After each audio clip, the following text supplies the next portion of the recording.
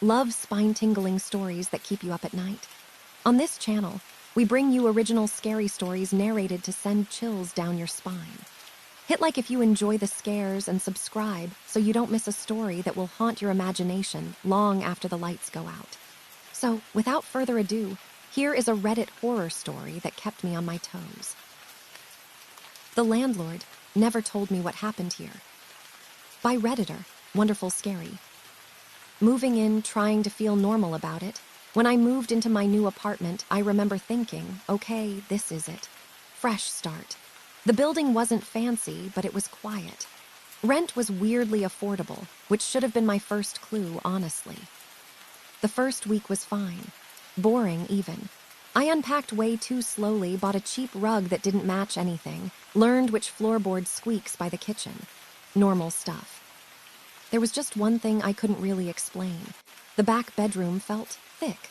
Like the air didn't move right back there. Like the room held onto something. I kept telling myself it was bad circulation or leftover humidity or whatever people say when they don't want to sound dramatic. I wanted it to be home. I really did. The smell. Then the first symbol, it started with a smell that didn't belong anywhere. Not trash, not mildew. Something dry and burnt, kind of bitter like crushed herbs that had been lit on fire and put out. I only noticed it when I opened the hall closet, the one with the sloppy paint along the inside edge. One night it got to me so bad I emptied the whole closet. Coats, shoes, the vacuum, everything. And behind the bottom shelf, there it was. A circle carved into the wood, deep enough that my fingernail caught in it. Inside were straight lines crossing in a way that looked intentional. Too neat. Around the circle were small repeating shapes, little hooks, triangles, tight angles like someone had scratched a diagram from memory. I just stood there thinking, no, it's probably nothing. But it didn't look like nothing. It looked like ritual symbols hidden in my apartment. The next day I started checking other spots, because once you see one thing like that, you can't unsee it. Under the bathroom sink, behind the medicine cabinet, along the window ledge in the bedroom. There were more. Some were inked and painted over thinly, like whoever did it tried to cover them up but didn't have the nerve to erase them fully. One was pressed into the drywall behind where my bed sits faint, but you could feel it if you ran your fingers over it. There was wax residue on a couple, like candles had been held there. I took pictures. I told myself I'd show the landlord. Then I noticed my front door.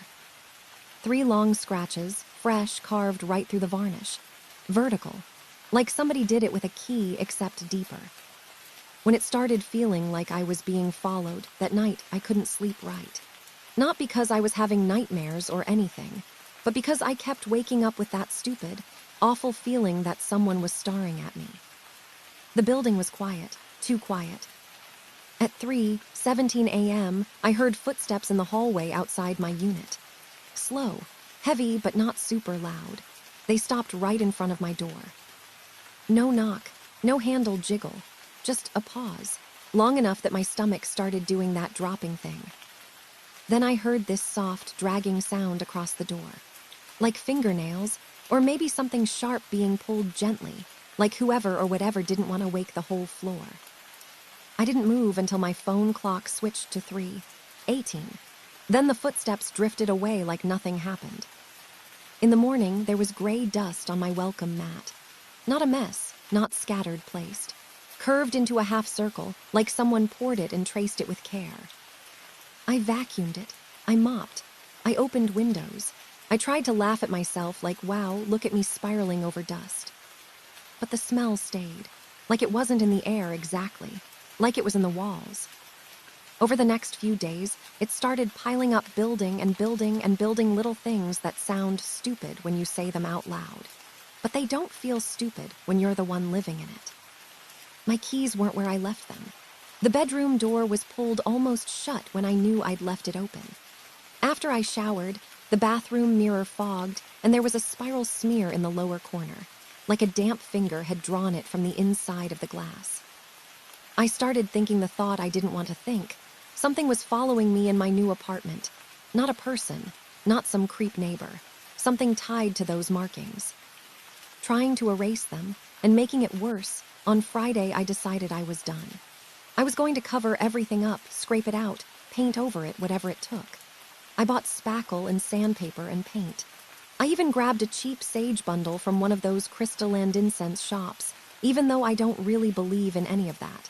I just needed something. I started with the closet. When I sanded over the carved circle, the air changed. That's the only way I can describe it. Like pressure in my ears. Like the apartment got colder by a few degrees for no reason. Then my bedroom door clicked shut. Not a slam, not a gust. A clean, quiet click like a person closing it carefully. I froze with the sandpaper in my hand, staring down the hall like an idiot. The hallway light flickered once and then stayed on. I told myself it was old wiring, old building, coincidence, sure. But the smell got stronger, like burnt herbs and old smoke, and it made my eyes water. When I took a step toward the bedroom, I heard a whisper from inside. Not clear enough to understand, more like breath shaped into words. I opened the door. The room was empty. My phone, which had been charging on the nightstand, was unplugged and placed dead center on the bed. Neat, like someone did it on purpose. On the black screen were 5 long smears like finger streaks, too long to be mine, and I know how that sounds, I do. Leaving didn't help. I tried to go to a friend's place. I packed a bag so fast I forgot deodorant and my charger, just shoved clothes in and left the lights on. I got downstairs, out into the parking lot, and I felt that same watching pressure like it came with me, like it was right behind my shoulder. My car wouldn't start. Battery was fine the day before. I turned the key again and just heard that clicking, useless sound. While the inside of the car got colder, I could see my breath. And in the rearview mirror, I swear I saw something shift in the back seat. Not a full shape, not a face, just a movement in the dark, like someone adjusting themselves to sit more comfortably. I didn't look again. I locked the doors and called a ride like a coward. I'm back in the apartment now because I don't know what else to do. I contacted the landlord.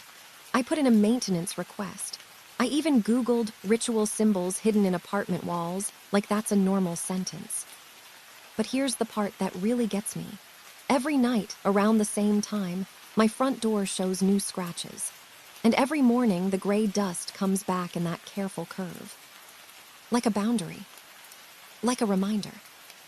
Like it's saying, you can pretend all you want, but I'm still here. And the worst part is, it knows I noticed. Thanks for listening. If you're brave enough for more, hit subscribe and join us for the next story that will haunt your imagination. Until next time, keep the lights on.